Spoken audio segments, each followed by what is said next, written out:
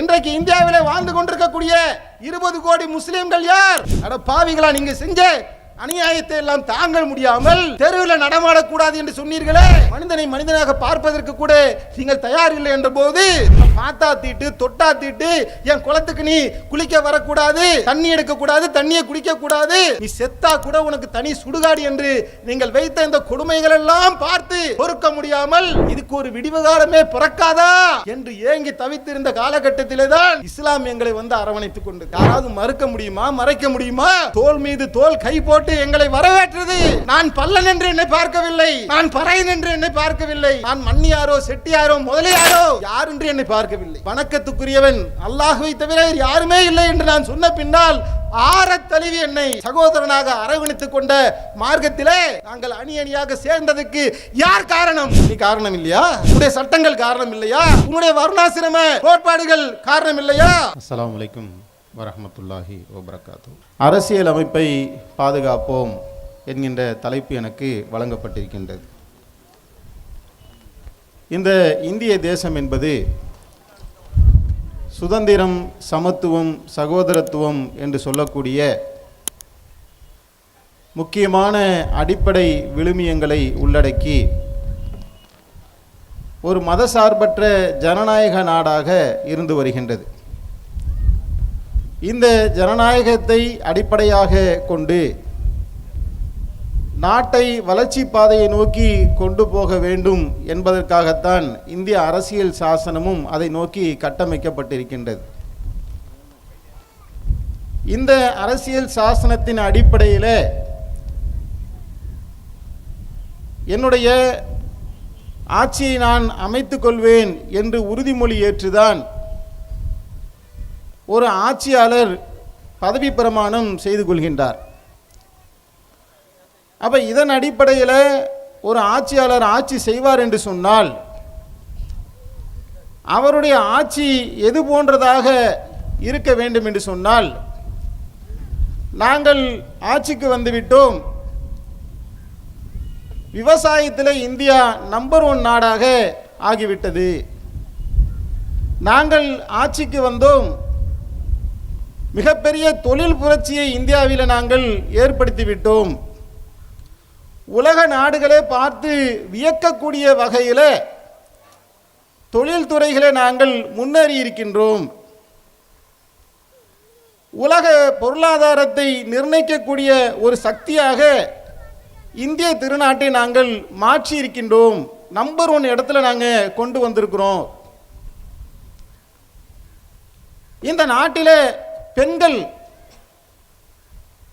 சுதந்திரமாகவும் பாதுகாப்பாகவும் நடக்கக்கூடிய ஒன்றை நாங்கள் உறுதிப்படுத்தி இருக்கின்றோம். உலகத்திலேயே அமைதி பொங்கக்கூடிய நாட்டிலே முதலிடத்திலே இந்தியாவை நாங்கள் மாற்றி இருக்கின்றோம்.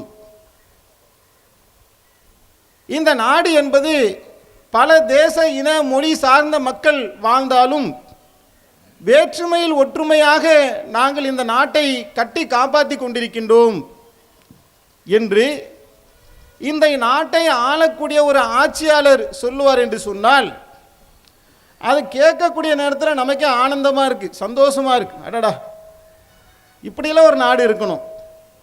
விவசாயத்தில் முன்னேற்றம், தொழில்துறையில் முன்னேற்றம், மக்கள்லாம் அமைதியாக வாழ்கிறாங்க, அவங்க வேலையை பார்க்குறாங்க, சந்தோஷமாக இருக்கிறாங்க.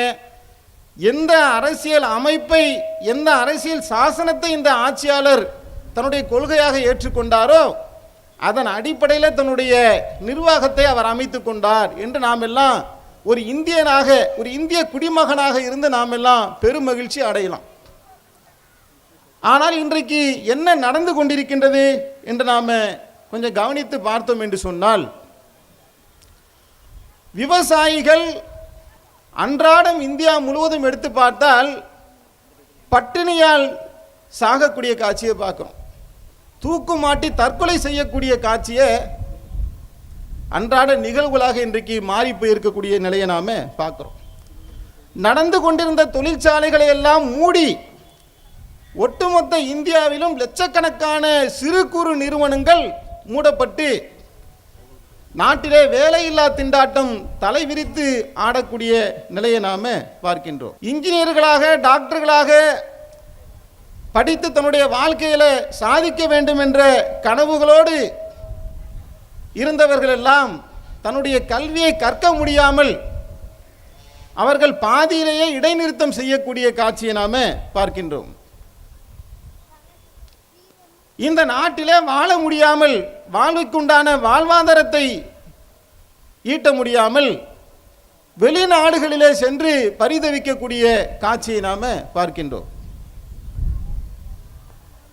பல்வேறு விதமான இன்னல்களுக்கும் துன்பங்களுக்கும் துயரங்களுக்கும் உள்ளாகி ஜிஎஸ்டி என்கின்ற வரியின் பெயரால் சம்பாதிக்கக்கூடிய பொருளாதாரத்தில் வியாபாரிகள் பெருமளவுக்கு நஷ்டத்தை அடைந்திருக்கக்கூடிய நிலையை நாம பார்க்கின்றோம். சமையலறையில் சமையல் செய்வதற்குண்டான ஒரு பொருட்களை வாங்குவதற்கோ அல்லது கேஸை வாங்கி பற்ற வைக்கிறதுக்கு கூட குடும்ப பெண்கள் எல்லாம் கலங்கக்கூடிய ஒரு நிலை. கேஸ் விலையை பார்த்தாலே விஷம் மாதிரி ஏறி நிற்கக்கூடிய நிலையை நாம பார்க்கின்றோம். ஒரு பக்கம் விலைவாசி உயர்ந்து கொண்டே போகின்றது. அப்ப இங்க நான் ஒரு சாமானியமான ஒரு இந்திய நாட்டினுடைய பிரஜையாக, ஒரு இந்திய குடிமகனாக இருந்து நான் பார்த்துவிட்டு யோசிக்கிறேன், இந்திய அரசியல் சாசனத்தின் அடிப்படையிலே நீ ஒரு ஆட்சியை அமைப்பதாக இருந்தால் இந்தியாவை ஒரு வளர்ச்சி பாதைக்கு கொண்டு போகுவதை விட்டுவிட்டு இவ்வளவு ஒரு மோசமான நிலைக்கு, இந்திய வரலாற்றிலேயே டாலருடைய வீழ்ச்சி அமெரிக்க டாலரோடு ஒப்பிடுகையில் இந்திய பொருளாதாரம் இப்போ அதல பாதாளத்தில் வீழ்ந்து கிடக்குது. இந்த அளவுக்கு வீழ்ச்சியெல்லாம் இந்த ஆட்சியாளர்கள் செய்திருக்கின்றார்களே என்று பார்த்துவிட்டு, என்னதாண்டா நீங்க பண்ணிக்கிட்டு இருக்கிறீங்க, நீங்க என்ன சொல்லி ஆட்சிக்கு வந்தீர்கள், இப்ப என்ன செய்து கொண்டிருக்கின்றீர்கள் என்ற ஒரு கேள்வியை நான் ஒரு சாமானியனாக குடிமகனாக இருந்து கேட்டேன் என்று சொன்னால் அதற்கு அவங்க என்ன பதில் சொல்லணும்? இல்லைங்க நாங்கள் இன்னென்ன மாதிரியான வளர்ச்சிகள்லாம் செஞ்சிருக்கிறேன் என்று தன்னுடைய வளர்ச்சிகளை பட்டியலிட்டு காட்டணும். மாறாக அவங்க என்ன பதில் சொல்றாங்கன்னு சொன்னா, முஸ்லிம்களால் நமக்கு ஆபத்து, இந்தியாவிற்கே ஆபத்து, இந்து மக்களுக்கு ஆபத்து, இந்து மதம் இன்னும் கொஞ்ச நாளையில அழிந்து போய்விடும்,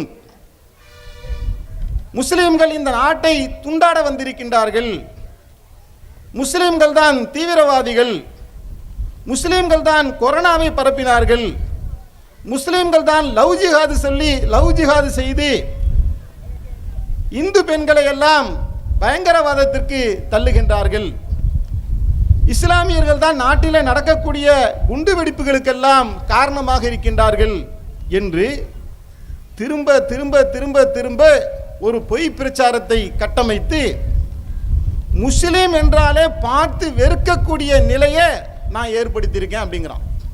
என்னப்பா செஞ்ச என்று கேட்டால், முஸ்லீம்களை பற்றிய ஒரு வெறுப்புணர்வை நான் ஏற்படுத்தியிருக்கிறேன். சரி, வேற என்னப்பா செஞ்ச? வேற என்ன செஞ்சேன்? குஜராத்தில் 2000 பேரை படுகொலை பண்ணல, துடிக்க துடிக்க கர்ப்பிணியோடைய வயிற்ற குத்தி கிழிச்சன்ல, வேற என்ன செஞ்ச? வேற என்ன? டெல்லியில் கலவரம் பண்ண, ஹரியானாவில் கலவரம் பண்ண, பாகல்பூரியில் கலவரம் பண்ண, உத்தரப்பிரதேசத்தில் கலவரம் பண்ண. நான் கலவரம் பண்ணாத இடமே இல்லை. இந்த இடங்களிலெல்லாம் கலவரம் செய்து முஸ்லிம்களுடைய இரத்தத்தை இரத்த ஆறாக நான் ஓட்டினேன். இதான் நான் செஞ்ச சாதனை. என்னப்பா செஞ்ச என்று கேட்டால், முஸ்லிம்களை அடித்தது மாட்டின் பேரை சொல்லி அடிச்சவனே, ஜெய் ஸ்ரீராம் சொல்லு, இல்லை என்றால் உன்னை விடமாட்டேன் என்று சொல்லி அவனை அடித்தே கொண்டேன். அதை வீடியோ எடுத்து படமா போட்டேன். 8 வயது ஆசிபாவை கோயிலிலே வைத்து துடிக்க துடிக்க கற்பழிப்பு செய்தேன். அந்த கற்பழிப்பு செய்த கயவர்களுக்காக என்னுடைய அமைச்சர்களை அனுப்பி அவர்களுக்கு ஆதரவாக நான் போராட்டம் நடத்தினேன். என்னடா செய்த என்ற ஒரு கேள்வியை கேட்டா, கொலை செஞ்சேன், கொள்ளையடிச்சேன், முஸ்லிம்களை கருவறுத்து, இதைத்தான் பதிலாக சொல்லுகின்றார்கள். இஸ்லாமிய மாணவிகளை படிக்க முடியாமல் ஆயிரக்கணக்கான பேர்களை கர்நாடகாவிலே ஹிஜாப் அணியக்கூடாது என்ற சட்டத்தை கொண்டு வந்தேன். நடு தெருவில் நிற்க வச்சேன். சிறுபான்மையின மாணவர்களுக்கென்று ஏற்கனவே அரசாங்கங்கள் கொடுத்து வந்த சிறுபான்மை நல நிதியை, கல்வி மேம்பாட்டு நிதியை தடுத்து நிறுத்தின. ஹஜ்ஜுக்கான மானியத்தை நிறுத்தின. இதான் நான் செஞ்ச சாதனை. ஒரு இந்திய குடிமகனாக இருந்து நான் என்ன கேட்கிறேன், நீ என்ன பதில் சொல்ற? நாட்டை வளர்ச்சி பாதைக்கு கொண்டு போக வேண்டும், அதுதான் என்னுடைய லட்சியம் என்று சொல்லி ஆட்சிக்கு வந்த நாடு சீரழிஞ்சு கிடக்குது. இந்த சீரழிவிலிருந்து ஏன் நீ நாட்டை பாதுகாக்கல என்று உனக்கு ஓட்டு போட்ட ஒரு குடிமகனாக இருந்து நான் கேட்டால், துலுக்கனை அடிச்சேன், தொப்பி போட்டதுக்காக பாயை சுட்டு சாவடிச்சேன், ரோட்ல விட்டு மிதிச்சேன் என்று பதில் சொல்றியே. நான் என்ன கேட்கிறேன், நீ என்ன பதில் சொல்லிட்டு இருக்கிற? இதுதான் அவருடைய பதிலாக இருக்கக்கூடிய காட்சியை நாம பார்க்கிறோம். அன்பார்ந்த சகோதரர்களே, இவர்களுக்கு, இந்த நாட்டை ஆளுகின்ற பாசிச இந்த கும்பலுக்கு நாட்டை உலக நாடுகளிலே ஒரு முன்னேறிய தேசமாக, வல்லரசு நாடாக ஆக்க வேண்டும் என்ற அஜெண்டா இல்லவே இல்லை. நாட்டிலே நடந்து கொண்டிருக்கக்கூடிய பிரச்சனைகளை பற்றி எறியக்கூடிய மணிப்பூரிலே அதை அமைதிப்படுத்த வேண்டும் என்று நாட்டில் இருக்கக்கூடிய ஏராளமான பிரச்சனைகளை தீர்க்குகின்ற நோக்கம் இல்லை. அப்ப எனக்கு என்ன வருது, இவங்களை பார்த்தா சந்தேகம் வருது. இவன் ஏன் வந்தான், எதுக்கு வந்தான், எதுக்கு ஆட்சிக்கு வந்தான்? நல்ல காரியமும் செய்யற மாதிரி தெரியல, இருக்கிற பிரச்சனையை தீர்க்கிற மாதிரியும் தெரியல. ஆளே ஒரு டைப்பா இருக்கிறானுங்களே, வித்தியாசமா இருக்கிறானுங்களே, இவருடைய நோக்கம் தான் என்ன என்ற ஒரு சந்தேகம் இவர்களை உற்று கவனித்தால் எல்லோருடைய, இந்திய மக்களுடைய உள்ளங்களிலே கண்டிப்பாக தோன்றும். இவர்களுடைய திட்டம் என்ன, ஏன் இவர்கள் இந்தியாவிலே ஆட்சிக்கு வந்தார்கள் என்று சொன்னால், இந்தியாவை இந்து நாடாக ஆக்க வேண்டும், இந்து ராஷ்டிரத்தை அமைக்க வேண்டும், அகன்ற பாரதத்தை அமைக்க வேண்டும். இதுதான் இவர்களுடைய நூற்றாண்டு திட்டம். இன்னைக்கு நேற்று போத திட்டம் இல்லை. இவர்களுடைய பிதாமகனாக இருக்கக்கூடிய கோல்வால்கர் 1923 இந்தியா இந்து நாடாக ஆக வேண்டும், முஸ்லிம்களுக்குரிய புனித தலம் இந்த நாட்டிற்கு வெளியே இருக்கின்றது, கிறிஸ்தவர்களுக்கு உண்டான புனித தலம் இந்த நாட்டிற்கு வெளியே இருக்கின்றது, இந்துக்களுடைய புனித தலம் இந்தியாவிலே இருக்கின்றது, எனவே இந்தியா இந்துக்களுடைய நாடு, இந்த நாட்டை இந்துக்களுக்கான தேசமாக ஆக்க வேண்டும் என்று 1923 கோல்வால்கர் ஒரு திட்டத்தை வகுத்துதான் இந்த சங்கரிவார இயக்கங்கள் எல்லாம் உருவாக்கப்பட்டிருக்கின்றது.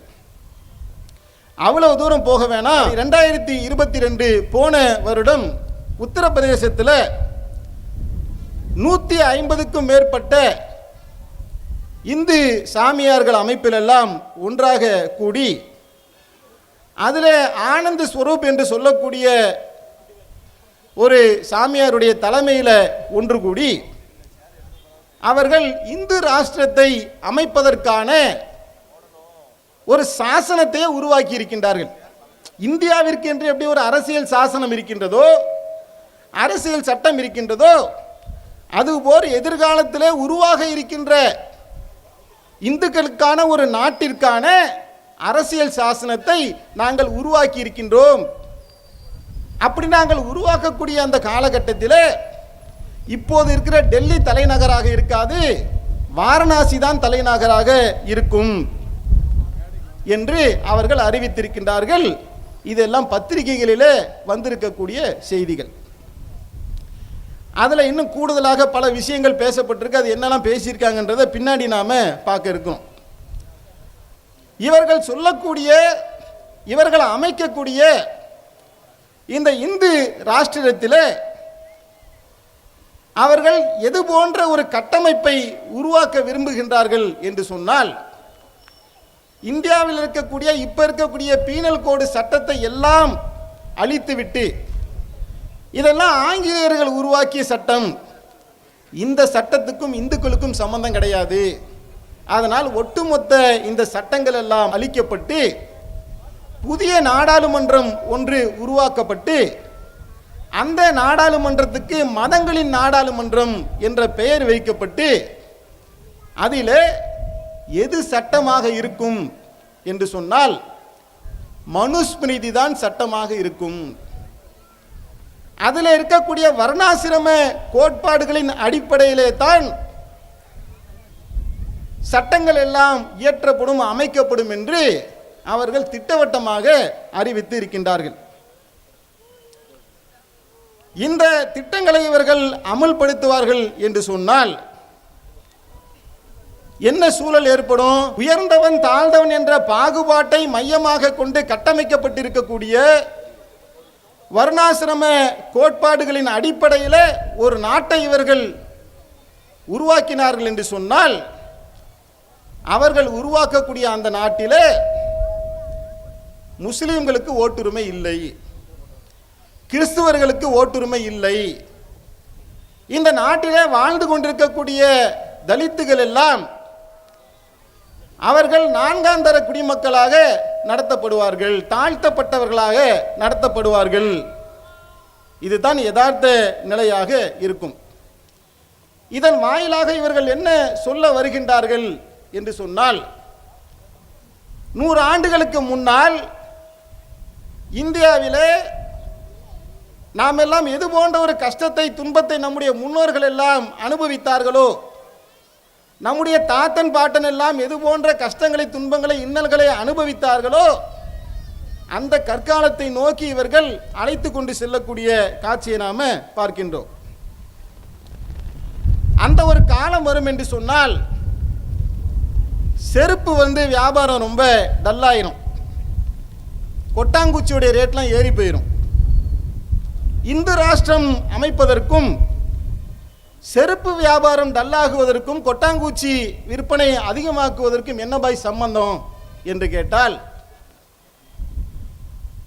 இப்ப இந்த நாட்டில் வாழ்ந்து கொண்டிருக்கக்கூடிய தாழ்த்தப்பட்ட மக்கள் இந்து ராஷ்டிரம் என்ற ஒன்று அமைந்தால் அவர்கள் இப்போது டீ கடையில் போய் நாம குடிக்கிறோமே அந்த மாதிரி சரிசமமாக டம்ளர்ல டீ குடிக்க முடியாது.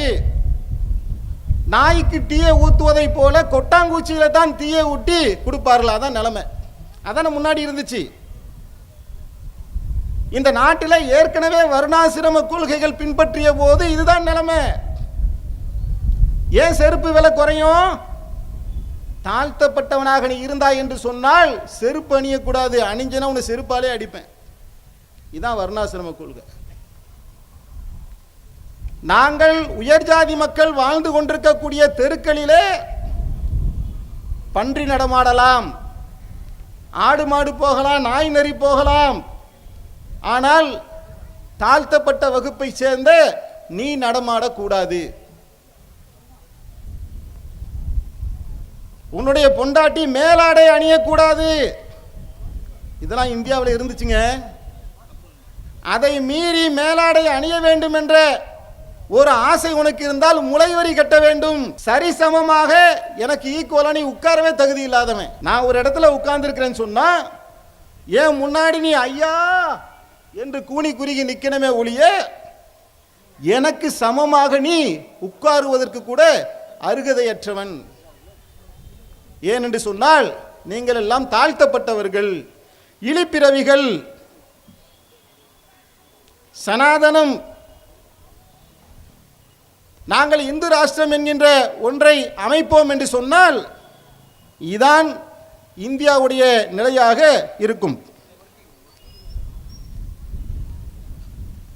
அப்ப நமக்கு கேட்கலாம், ஏன் இந்துக்களில் ஒரு பாதி அப்படி இருக்கிறாங்க, இன்னொரு பாதி என்ன செய்வாங்க என்று சொன்னால் அவர்களுக்கு இந்தியா சொர்க்க பூமியா இருக்கும்.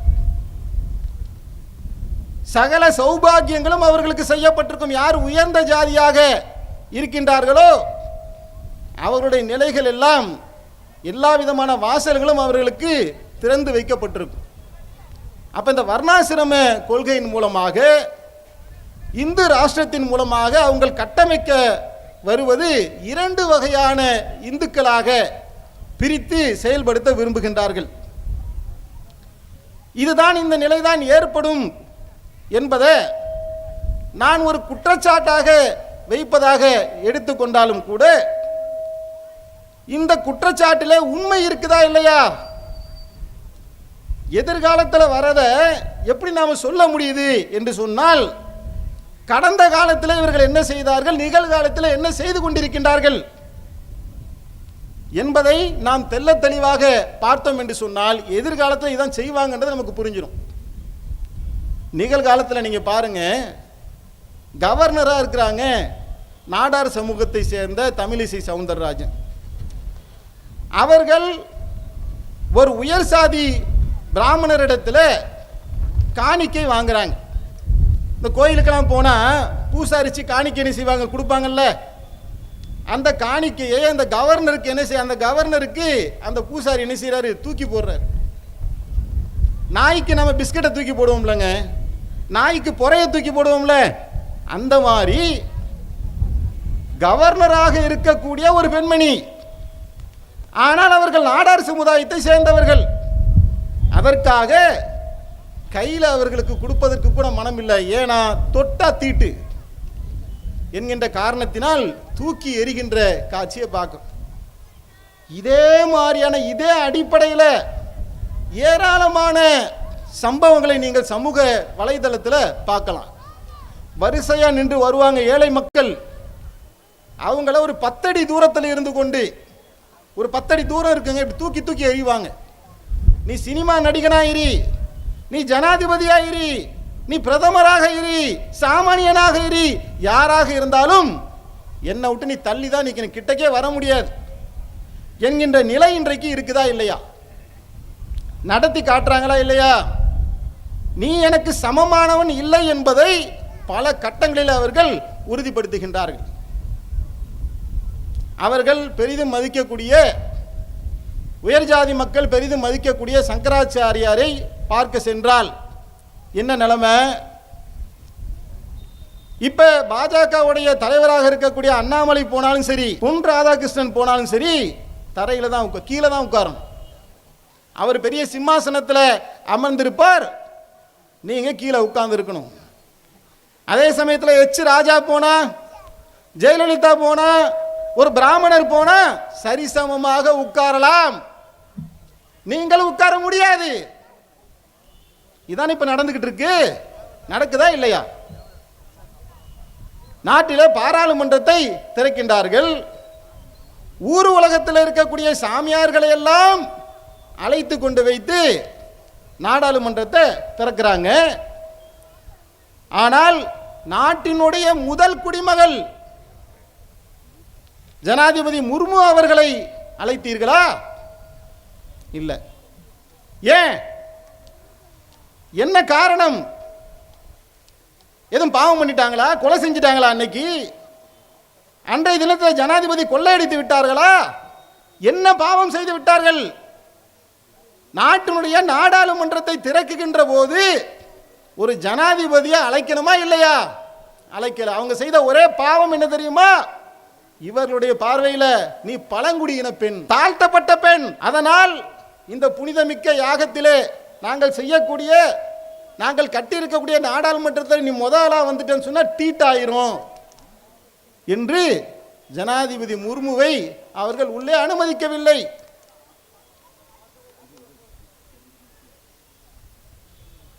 எத்தனை ஆண்டுகளாக இந்த நாட்டிலே வாழ்ந்து கொண்டிருக்கக்கூடிய தாழ்த்தப்பட்ட மக்கள் ஆலயத்தில் எங்களை நுழைய விடுங்கள் என்று ஆலய நுழைவு போராட்டத்தை நடத்தி கொண்டிருக்கின்றார்கள் இன்றைய வரையிலும். ஒரு கட்டத்தில் முத்துராமலிங்க தேவர் என்ன செய்கிறாரு? ஆலய நுழைவு போராட்டத்தை நடத்துகின்றார். இது போன்ற ஏராளமான தலைவர்கள் தோன்றி ஆலயத்துக்குள்ள விடுங்கப்பா, கோயிலுக்குள்ள விடுங்கப்பா என்று கெஞ்சுகின்ற நிலை அன்றையிலிருந்து இன்றைக்கு வரைக்கும் இருக்கின்றதா இல்லையா? இதுதான் செஞ்சுக்கிட்டு இருக்காங்க. நீ நானும் சமம் இல்லை. ஒரே காரணம் என்ன? நீ வேற நான் வேற. இப்ப நாம இந்த உரைகள்லாம் பேசுனதுக்கு பின்னாடி இது அவர்களுடைய காதுகளை அடைந்து அவங்களுடைய காதுகளை எட்டி, இல்ல எங்கள் மீது அவதூறு பரப்பப்படுகின்றது, நாங்கள் சொல்லுகின்ற சனாதன கொள்கையில, நாங்கள் சொல்லுகின்ற இந்து ராஷ்டிரத்தில் இந்த நிலை இல்லை என்று நீங்கள் வாதத்தை வைப்பீர்களே, ஆனால் செய்து காட்டுங்க. மோடி இங்க இருந்து போறாரு, அரபு ஷேக்கை கட்டி பிடிச்சி போட்டா கொடுக்கறல. அரபு நாடுகளுக்கு போய் துபாய்க்கு போனா துபாயில் இருக்க ஷேக்கை கட்டி பிடிக்க மோடியால் முடிகின்றது.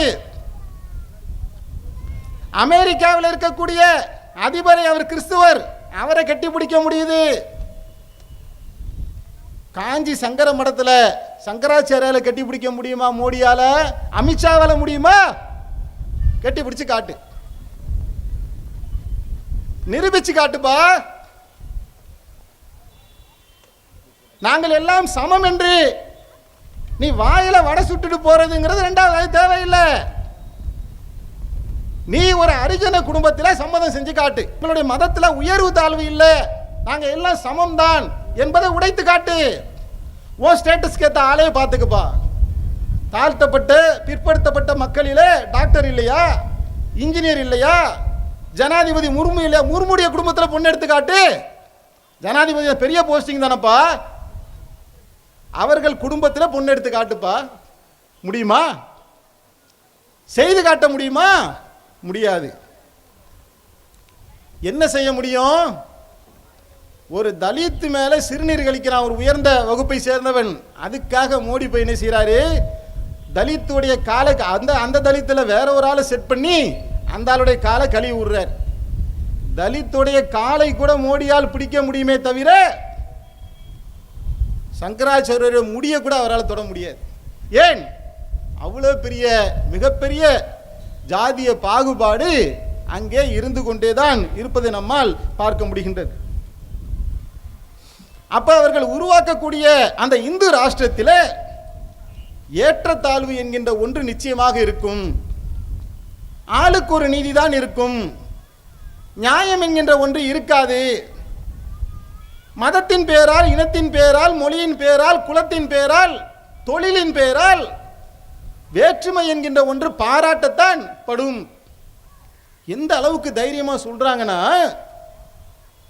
குலத்தொழில் என்கின்ற ஒன்றை ஆதரித்து பேசுறாங்க. இன்னைக்கு இருக்கிற தலைவர்கள் வரையில யாரெல்லாம் பிஜேபியில் இருக்கின்றார்களோ, யாரெல்லாம் சங்கு பரிவாரத்தில் இருக்கின்றார்களோ, யாரெல்லாம் அவர்களோட கூட்டணியில் இருக்கின்றார்களோ, அவர்கள் ஆதரித்து பேசுகின்றார்கள்.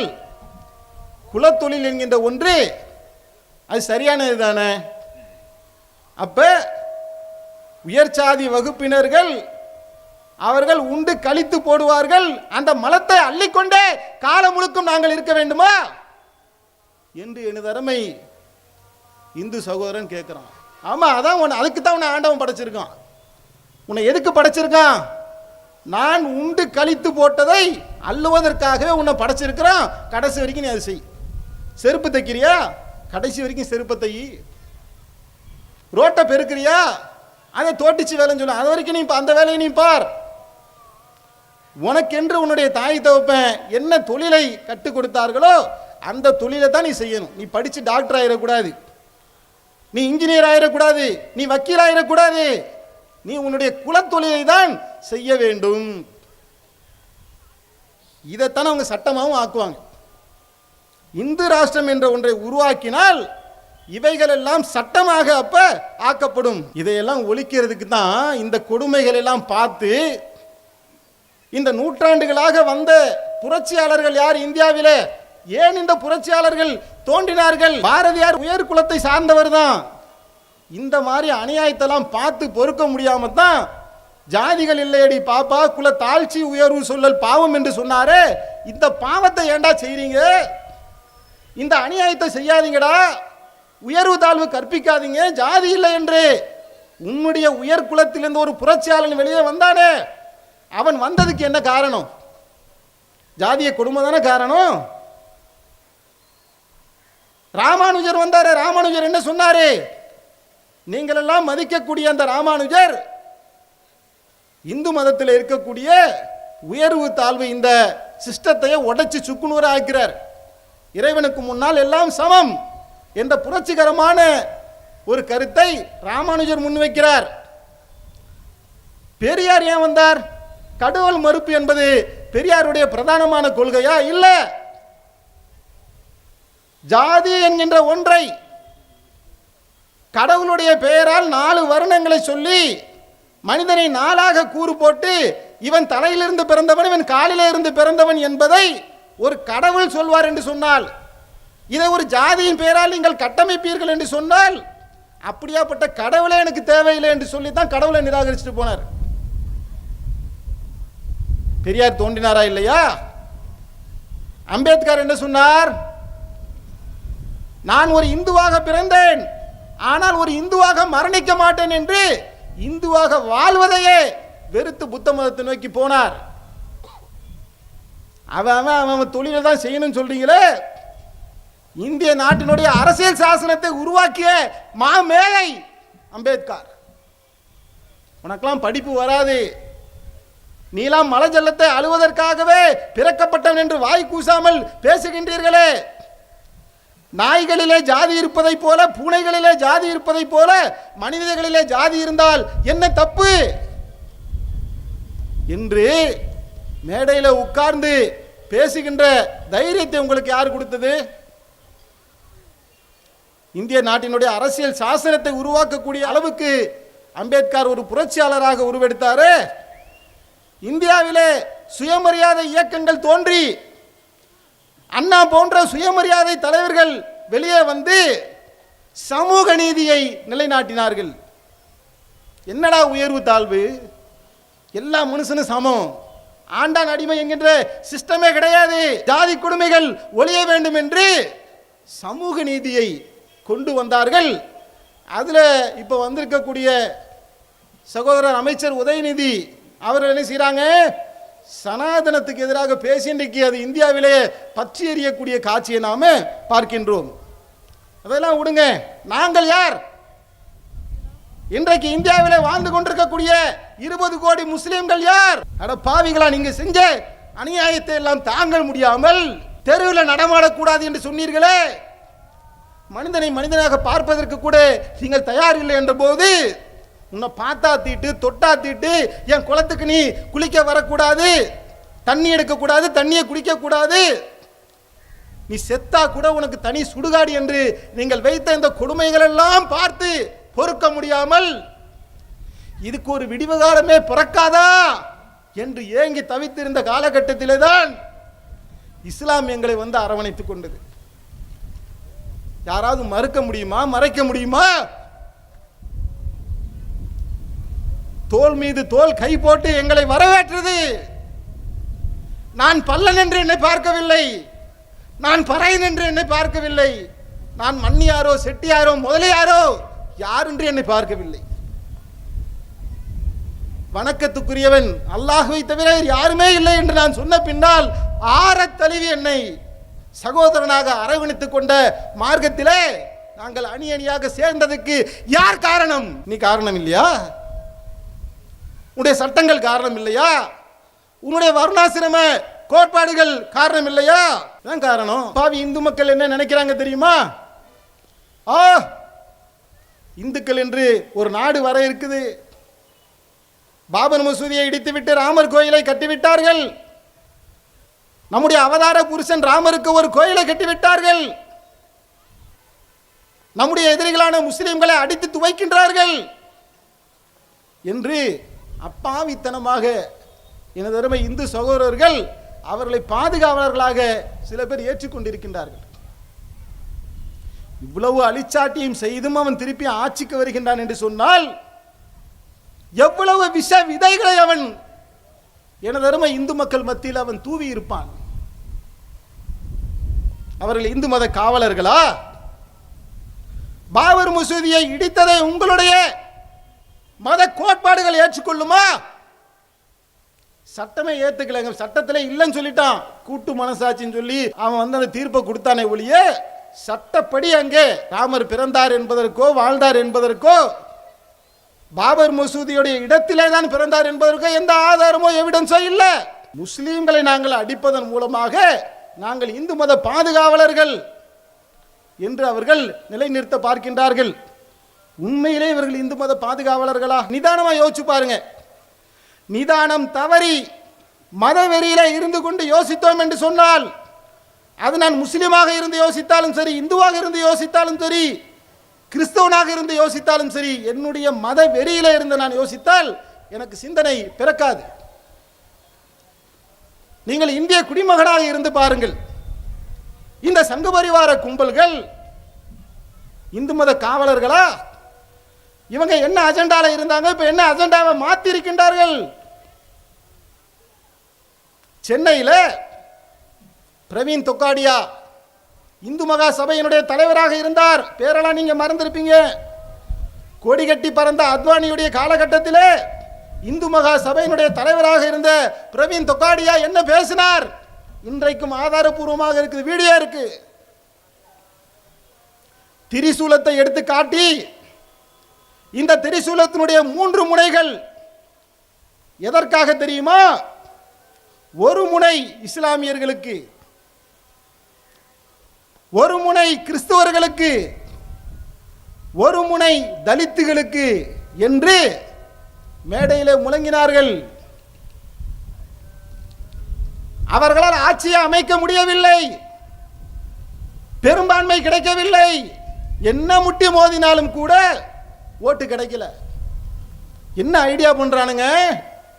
ஒரே நேரத்தில் 3 பேரையும் சேர்த்து அடிச்சோம் சொன்னா நாம ஆட்சிக்கு வர முடியாது, நாம மெஜாரிட்டிக்கு வர முடியாது. லோக்சபா ராஜ்யசபால நாம் ஒரு சட்டத்தை நிறைவேற்ற முடியாது. நாம் நினைக்கக்கூடிய இந்து ராஷ்டிரத்தை கட்டமைக்க வேண்டும் என்று சொன்னால் லோக்சபாவிலே, நாடாளுமன்றத்திலே, ராஜ்யசபாவிலே, மாநிலங்களவையிலே நமக்கு மெஜாரிட்டி வேணும். அந்த மெஜாரிட்டி வேணும் என்று சொன்னால் இந்த 3 நமக்கு எதிரிகள் தான். ஆனால் ஒன்னா அடிக்க கூடாது, ஒவ்வொன்னா அடிப்போம். முதல்ல முஸ்லிம்களை அடிப்போம், அது வரைக்கும் மீதி 2 பேரை கூட்டுக்குள்ள வச்சிருப்போம், பிறகு மற்றவங்களை அடிப்போம் என்கிற செயல் திட்டத்தை இதற்கு அப்புறம் தான் உருவாக்குறாங்க. ஆனால் இந்த நரித்தந்திரங்களை எல்லாம் தெரியாமல் இன்றைக்கு அப்பாவி இந்து மக்கள் அவர்களுக்கு பின்னால் வட இந்தியாவில் அணிதிரண்டு நிற்கக்கூடிய காட்சிகளை நாம் பார்க்கின்றோம்.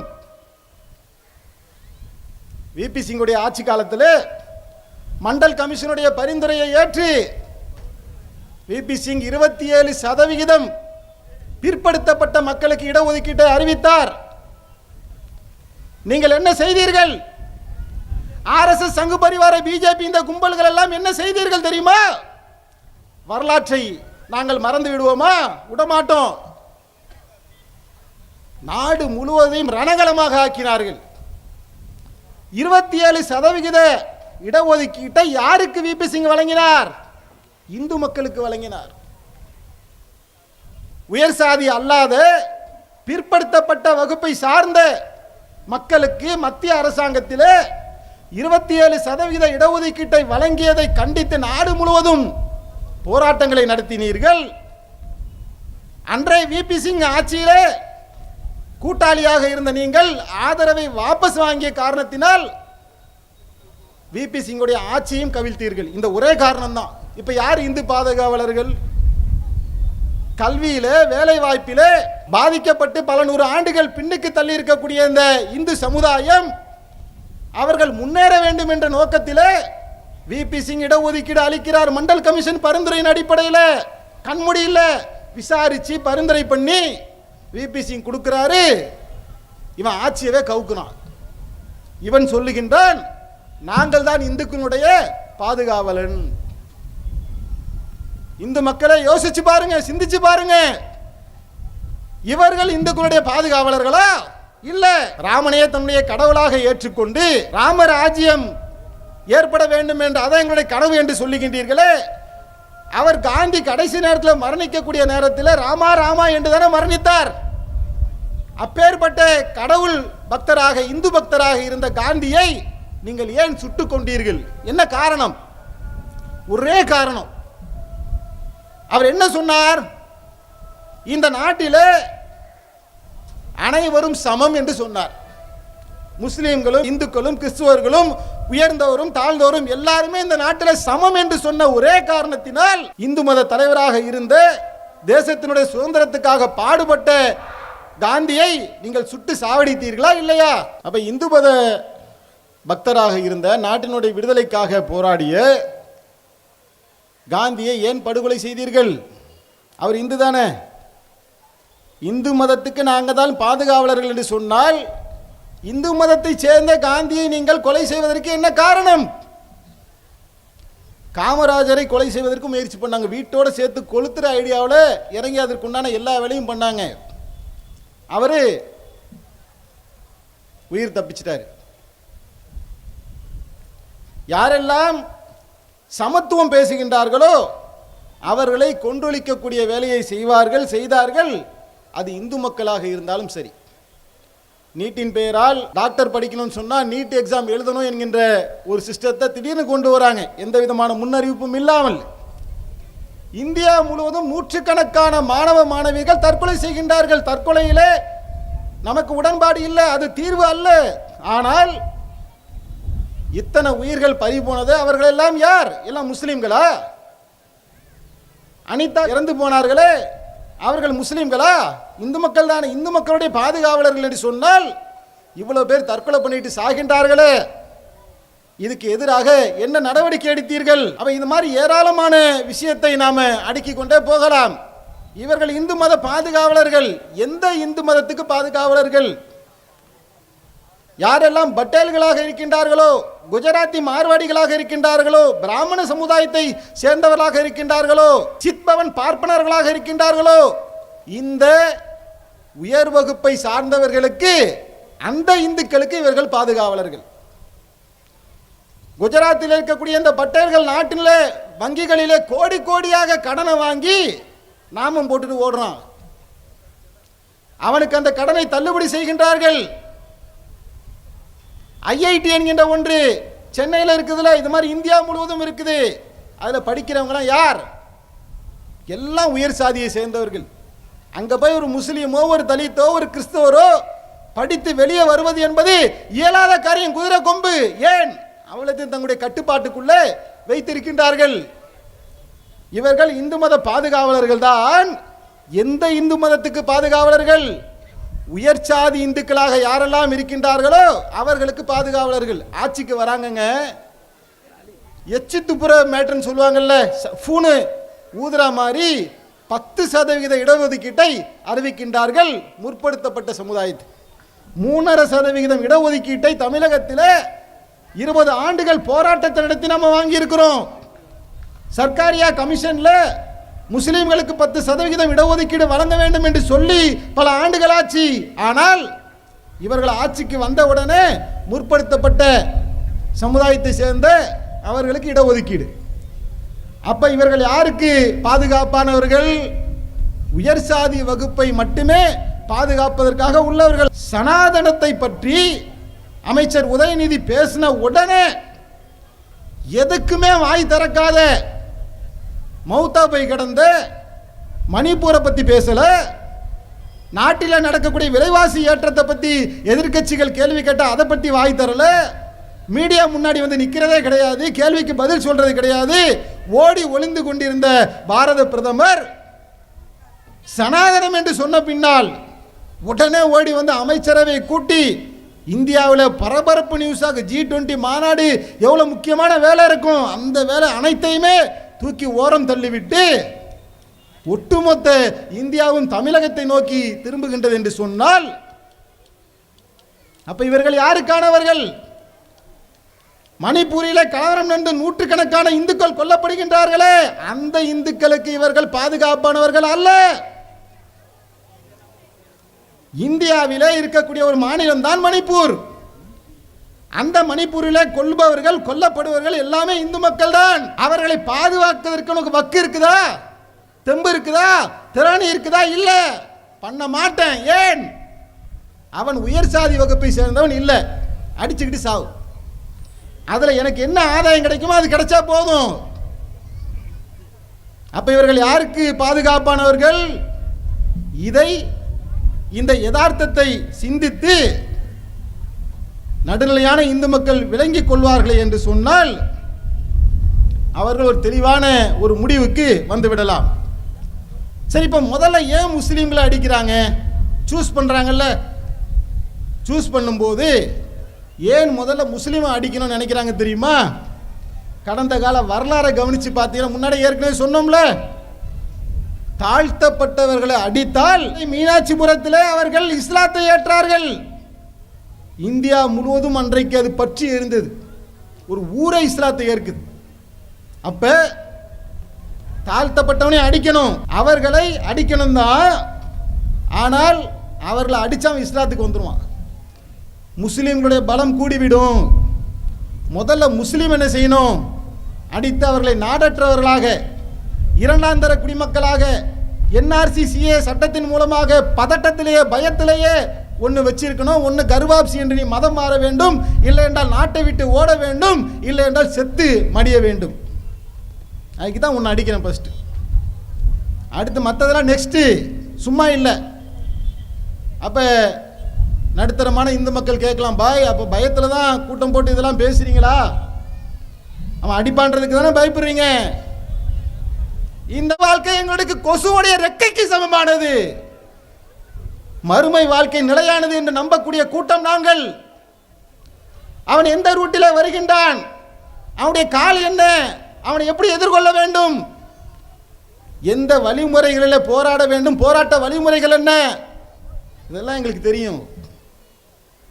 பொறுமையாக இருக்கின்றோம் என்கின்ற காரணத்தினால் கோழைகள் அல்ல, பயந்தவர்கள் அல்ல. இது அற்பமான ஒரு வாழ்க்கை என்கின்ற ஒன்றை ஏற்றிருக்கக்கூடியவர்கள் இஸ்லாமியர்கள்.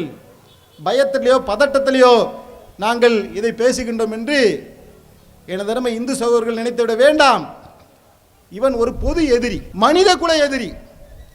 ஒரு மனிதனாக வாழ்வதற்கு தகுதியற்றவர்கள், ஹிட்லரை போன்றவர்கள், பாசிசவாதிகள், மனித ரத்தத்தை கொடுக்கக்கூடிய காட்டேரிகள். நியாயம் தர்மம் இதையெல்லாம் மறந்துவிட்டு மனித குல விரோதிகளாக வாழக்கூடியவர்களாகத்தான் இவர்கள் இருக்கின்றார்கள் என்று சொன்னால்,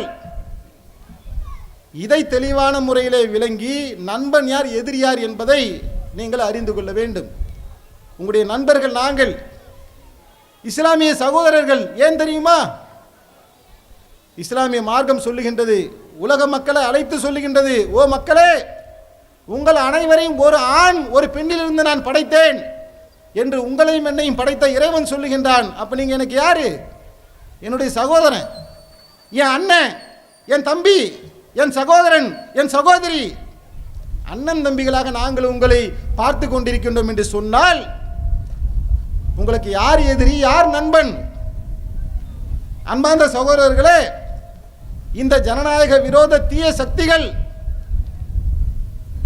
முஸ்லிம்களுக்கு எதிராக அப்பாவி இந்து மக்களை தூண்டிவிட்டு ஆட்சி கட்டளையிலே அமர்ந்து அந்த ஆட்சியில மெஜாரிட்டியை கொண்டு வருவதன் மூலமாக இந்த நாட்டை இந்து ராஷ்டிரமாக, இந்து நாடாக அறிவிக்க வேண்டும் என்ற கனவோடு திட்டத்தோடு செயல்பட்டு கொண்டிருக்கின்றார்கள். இந்த கனவை தவிடுபொடியாக்கக்கூடிய வேலையை இந்த விழிப்புணர்வின் மூலமாகத்தான் நாம் மக்கள் மன்றத்தில் கொண்டு சேர்க்க வேண்டும் என்று கூறி வாய்ப்பளித்த அல்லாஹுக்கு நன்றி கூறியவனாக என்னுடைய உரையை நிறைவு செய்கின்றேன். வாஹிரதுவானா அல்ஹம்துலில்லாஹி ரப்பில் ஆலமீன். இஸ்லாம் மற்றும் சமுதாய செய்திகளை அறிந்து கொள்ள தமிழ்நாடு தௌஹீத் ஜமாஅத் யூடியூப் பக்கத்தை உடனடியாக சப்ஸ்கிரைப் செய்து கொள்ளுங்கள். மேலும் பெல் பட்டனையும் கிளிக் செய்து கொள்ளுங்கள்.